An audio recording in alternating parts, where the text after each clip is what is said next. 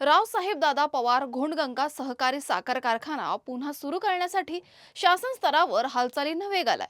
कारखान्याला आवश्यक अर्थसहाय्य मिळण्यासाठी NSDC कडे सादर करण्यात आलेल्या कर्ज प्रस्तावातील त्रुटी तातडीने दूर करून सुधारित प्रस्ताव नव्याने सादर करावा, अशा सूचना उपमुख्यमंत्री सुनेत्रा अजित पवार यांनी दिल्यात। सह्याद्री राज्य अतिथीगृहात घोडगंगा साखर कारखाना पुन्हा सुरू करण्याबाबत झालेल्या बैठकीत त्यांनी संबंधित अधिकाऱ्यांना निर्देश दिलेत। कारखाना गेल्या 3 गळीत हंगामापासून बंद असल्याने शेतकरी, ऊस उत्पादक, कामगार, वाहतूकदार आणि कारखान्यावर अवलंबून असलेल्या हजारो कुटुंबावर त्याचा परिणाम झालाय।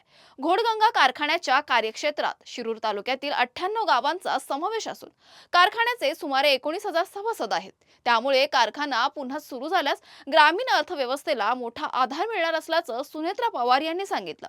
प्रस्तावातील सर्व त्रुटींची पूर्तता करून कर्ज मागणीचा सुधारित प्रस्ताव तातडीने सादर करावा, तसेच कारखाना सुरू करण्यासाठी आवश्यक बाबींवर संबंधित विभागांचे वरिष्ठ अधिकारी आणि कारखाना व्यवस्थापनाची बैठक घेऊन वेगाने कार्यवाही करावी, अशी सूचनाही त्यांनी दिली आहे।